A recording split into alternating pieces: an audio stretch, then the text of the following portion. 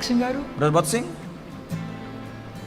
బిలిగ్రామ్ గారితో ఎవరో అన్నారంట, ఆయన చాలా వరకు మోకాళ్ళ మీద ఉంటాడు అని చెప్తే, ఒకసారి అట్లాంటి అవకాశం దొరికి బిలిగ్రామ్ గారు 10 గంటలకు వచ్చి చూశాయంట, మళ్ళీ 12 గంటలకు వచ్చి చూశాయంట, మళ్ళీ 3 గంటలకు వచ్చి చూశాయంట, మళ్ళీ తెల్లవారుజాము చూశాయంట, ఇంకా మోకాళ్ళ మీద ఉన్నాడు. Somebody said to Dr. Billy Graham, Brother Batsing of India, he will be always much more time he will be spending on his knees. And there was an occasion that they both met together in a place, and Brother Billy Graham watched Brother Batsing night 10 o'clock, 12 o'clock, 3 o'clock. Every time he was on his knees only. చివరికి స్విట్జర్లాండ్లో ఆయన మిషనరీలను, తర్వాత బిషప్లను, తర్వాత సేవకులను అందరినీ పెద్ద meeting పెట్టాడు కనుక సేవకుల కొరకై.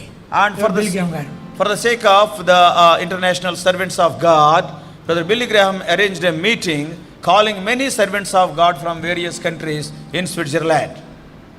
మన మాదిరి కాదు, చాపేసి పండుకోరని చెప్పాడు అక్కడ.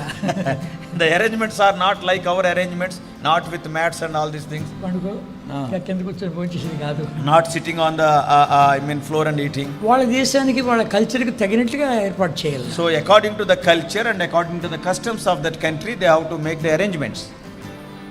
బక్సింగ్ గారిని ముగ్గురు బక్సింగ్ గారు కలిసి ఒక గదిలో పెట్టాడు. In one room, along with Brother Batsing, another 3 servants of God from other countries, all the 4 they were kept in one room. బక్సింగ్ గారితో ఈక్వల్గా ఉంటారు వీళ్ళు అన్నటువంటి ఉద్దేశంతో అలాంటి ఆత్మీయులను పెట్టాడు. And those 3 people are also not ordinary servants of God. And Brother Billy Graham, they esteemed and they are almost equivalent to Brother Batsing. That's why they are of the same spiritual level. So he kept all the 4 in a room. 4 రోజుల meeting, 4 days meetings in Switzerland. ప్రతి ఉదయం బక్సింగ్ గారికి ఇస్తూ వచ్చాడు, సాయంకాలం వేరే వాళ్ళకి ఇస్తూ వచ్చాడు. Daytime Brother Batsing was sharing the word of God, evenings other servants of God. సరే వాక్యం చెప్తున్నాడు కాబట్టి వచ్చి ప్రార్థన చేసుకుంటున్నాడు. And because he is sharing the word of God, again he is coming to his room and praying. రాత్రి ప్రార్థన చేసుకుంటుంటే వీళ్ళంతా చదువుకున్నారు, ప్రార్థన చేసుకుని పడుకున్నారు. And the other 3 people, brothers, they also came to the room, they read the word of God and they prayed and they slept.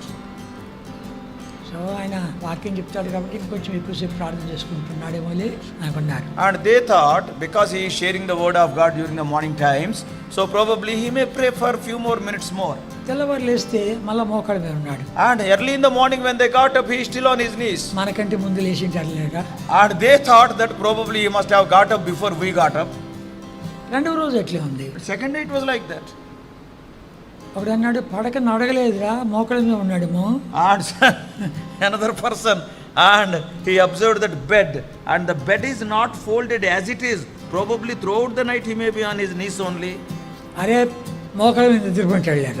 And another fellow, he said probably because of the habit. he said that probably he must have gone to sleep on the knees only. మళ్ళా 3వ రోజు చూశారు, వంతులు వేసుకొని చూశారు. And third day they have observed him, they were watching him in shifted duties. చూసే వెళ్ళి కాళ్ళు కదులుతున్నాయి, And భూషణ మారుతూ ఉంది, పెదాలు కదులుతున్నాయి. And when they were watching Brother Batsing, his legs, his feet are moving, and his posture is moving, and his lips are moving. Brother Batsing, don't you want rest అని అడిగారంట. And then after watching, they asked next day, Brother Batsing, don't you take rest? My rest is in heaven అన్నాడు. And immediately he said, my rest is in heaven.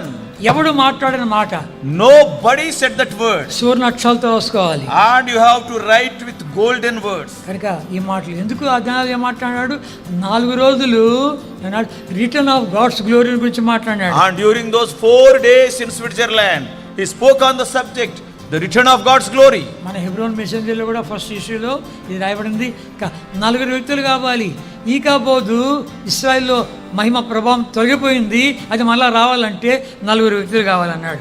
And in the last month, once again when we started Hebron Messenger, in the first issue we have published the same thing, the message in brief. And Ikabod, that is the glory of the Lord has left, and once again if the glory has to come, 4 people are needed. That was the message. మొట్టమొదటిగా Hannah, First Hannah, ఆయన ప్రార్థన పరురాలైంది. that is prayer is needed. ప్రార్థన గురించి మాట్లాడుతూ వచ్చాడు. And he spoke on prayer. ప్రార్థన జరగకుండా ఏది జరగదు. Without prayer nothing can be accomplished. కనుక ఉపవాస ప్రార్థన, వ్యక్తిగత ప్రార్థన, కలిసి చేసే ప్రార్థన, ఉదయకాలం చేసే ప్రార్థన, రాత్రి చేసే ప్రార్థన, ఇవన్నీ కూడాను మాట్లాడుతూ వచ్చే ప్రార్థన గురించి మాట్లాడాడు. He spoke on prayer. It may be personal prayer or fasting prayer or morning prayer or individual prayer or family, whatever may be. About prayer he spoke. ఈ ప్రార్థన ద్వారానే ఆమె అర్థం చేసుకున్నది, దేవుని అక్కరుంది, తనకు ఒక బిడ్డలు లేరు, అయ్యా నాకు కొడుకు ఇస్తే నీకు ఇచ్చేస్తానంది. And Hannah was a barren woman, but by praying to the Lord she could understand God is in need. If you give me a son, I will return him back to you. కనుక ఆ రీతిగా ప్రార్థనాపూర్వకంగా వచ్చినటువంటి వాడు సమూయేలు. And Samuel is born out of prayer. ఆ సమూయేలు ఎలాంటి వాడు? And Samuel, what type of man దేవుని is? స్వరాన్ని వినేవాడు. He was the person who heard the voice of the దేవుని Lord. చిత్తాన్ని ఎరిగిన వాడు. He knew the will of God. రాజులను అభిషేకించినటువంటి వాడు. He anointed kings. అతని మాటలు ఏదో నేల మీద పడిపోలేదు. And whatever he spoke, everything was fulfilled. అప్పట్లో దేవుని యొక్క వాక్యం దర్శనం ఇచ్చేది చాలా తక్కువ. See, in those days the word of God was very rare. కనుక ఈ మనుషుడు అలా వాడుకున్నాడు. And the Lord used Samuel like that. తర్వాత దావీదు. Then third person is David. నా హృదయానుసారుడు. He is the man of my own heart. తప్పు చేశాడు. He has committed some mistake, అయితే పశ్చాత్తాపడ్డాడు. but he repented. దేవుని వాక్యం రెండించే వాడిగల ఖడ్గం కంటే పదునగలది, ప్రాణమును ఆత్మను కీళ్ళను మూలుగును హృదయమును తలంపును ఆలోచన శోధించేంత దూరగా నాతాను యొక్క ప్రవక్త నోట ఇచ్చినటువంటి ఆ మాటల విషయంలో పశ్చాత్తాపడ్డాడు, విరిగాడు, నలిగాడు, పశ్చాత్తాపడ్డాడు. We all know the word of God is quick and powerful and sharper than any two-edged sword, piercing even to the dividing asunder of soul and spirit, and of the joints and marrow, and is the discerner of the thoughts and the intents of the heart. When Nathan came and told the story, and he was broken.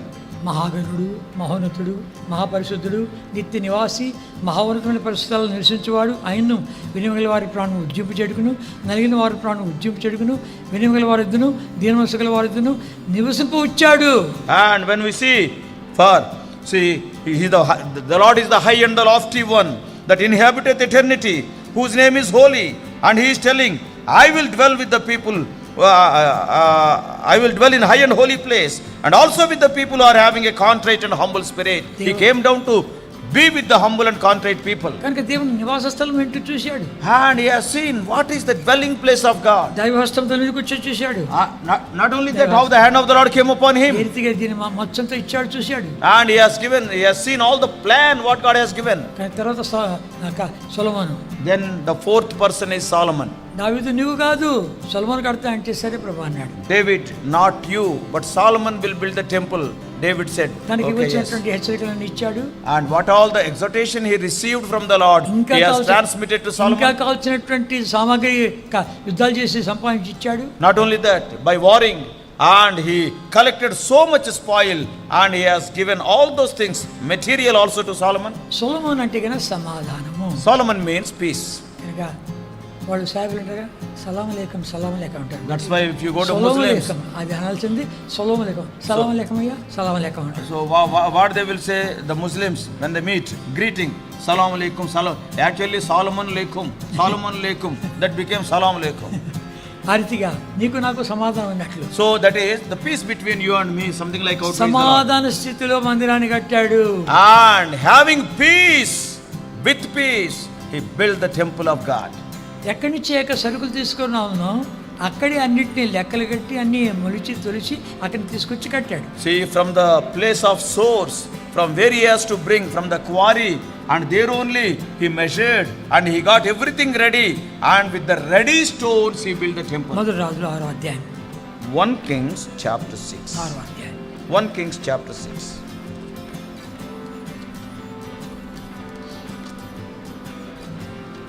1 Kings chapter 6. చాలా important మాట.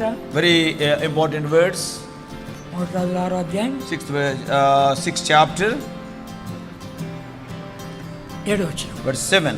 కలిసి చదువుకుంటాం. All of us. అయితే The మందిరం house, కట్టు when it was in building, was built of stone, made ready before it was brought either, so that there was neither hammer nor axe or any tool of iron heard in the house while it was in building. అక్కడ కట్టే టైంలో ఒక సుత్తి కానీ గొడ్డలు కానీ ఏం శబ్దమే లేదంట. At the time of building that house, the temple, the sound of the hammer or axe or any tool of iron was heard. ఈ యొక్క రాళ్ళు అంతా కూడాను అక్కడ వేరే స్థలంలో తయారు చేసి అక్కడ తీసుకొచ్చాడు. All the stones are made ready in the quarry and polished stones are brought here. శబ్దాలంతా ఆడనే ఉన్నాయి. All the noise, everything will be there in the quarry. మంది కూడా అంతే ఉండాలి. We also must be like that. దేవుని యొక్క వాక్యం మనకు దయచేయబడుతూ అది క్వారీలో ఉన్నట్లు మనకు తయారు చేస్తున్నాడు. And when the Lord is giving us the word of God, as the stones are prepared in the quarry, He is preparing us. మన లోపల ఉన్నటువంటి కలవరాలు, ఆందోళనలు, సమస్యలు, స్వార్థము, విభజనలు, గొడవలు, కలవరాలు అన్ని కూడా తొలగించుకోవాలి. And all the confusions, all the troubles, all the problems, all the divisions among us, all these things must be eradicated. దేవుడు వాక్యం అందరికి వస్తుంటుండగా ఉల్లే చుట్టూ అంతా ఇక్కడ తిరగాలి. And when the word of God is coming unto us, the awl or the axe, all the work of these instruments must be in the quarry only. ఎంత అయిపోయిన తర్వాత సైలెంట్గా వెళ్ళిపోవాలి. And after finishing, after our lives are smoothened, silently we will be raptured. నూతన యెరూషలేముకి వెళ్ళిపోవాలా. And we have to go to the New Jerusalem. దానికి సిద్ధపడాలా. And for that we must be ready. ఈ లోకం మంది కాదు. This world is not ours. ఇది వదిలిపెట్టవలసిన లోకం ఇది. We have to leave this world. తాత్కాలికంగా వచ్చాం. It is a temporal life. శాశ్వత రాజ్యం ఉంది. We are having an eternal kingdom. రాజ్యం ఉంది. That is the eternal kingdom. మహిమా రాజ్యం ఉంది. That is the glorious kingdom. మన కొరకే లోకం పుట్టిన మలుకుని తయారు చేసిన రాజ్యం ఉంది. Not only that, from the creation, from the first day of the creation, the Lord has prepared this kingdom for us. సైలెంట్గా వెళ్ళిపోతారు. And silently we will fly away. పడకలు ఇద్దరు ఉంటారు, ఒకడు వెళ్ళిపోయి ఒకడు ఉన్నారు. On the bed, two people are there, one will be caught up and one will be పొలంలో left ఇద్దరు out. ఉంటారు, ఒకడు వెళ్ళిపోయి ఉన్నాడు. In the field, two people are there, one will be there, one will be caught up. ఇద్దరు ఇస్తున్నారు, ఒకడు వెళ్ళిపోయి ఒకడు ఉన్నాడు. Near the millstone, two people will be grinding, one will be caught up and one will be left out. ఆ దినం రాబోతుంది. That day is going to come. Sudden గా వస్తుంది. And suddenly it will come. ఆ రోజు ఏడుస్తావు. On that day you may weep. రొమ్ము బాదుకుంటావు. And you will be beating your breast. ఇప్పుడే రొమ్ము బాదుకో. Today you beat your breast. You repent and you set right your life. ప్రభా, తాత్కాలిక లోకంలో ఉన్నాను. Lord, I am in this temporal world. నేను సిద్ధపడాలి. Lord, I have to prepare myself. అంత కట్టిన తర్వాత దేవుని మహిమ దిగింది. And after everything was built, the glory of the Lord descended.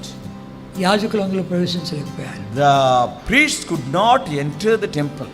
అప్పుడు అర్పించినటువంటి అర్పణలు ఏ రాజు కానీ అన్ని అర్పణలు అర్పించలేదు. And the sacrifices that are offered on that day, never in the history, no king has offered so many sacrifices. ప్రభాను ఒక్కడే పాత్రుడు. Lord, thou art worthy. మనకెన్నో ఆత్మీయ పాఠాలు నేర్పిస్తూ వచ్చారు. The Lord is teaching us so many wonderful spiritual lessons. కనుక ఈ చివరి Bible స్టడీలో మరలా మాట్లాడుతూ ఉంటుండగా చక్కని తీర్మానం చేసుకో. In this last Bible study, once again the Lord is speaking to you. So make a right decision.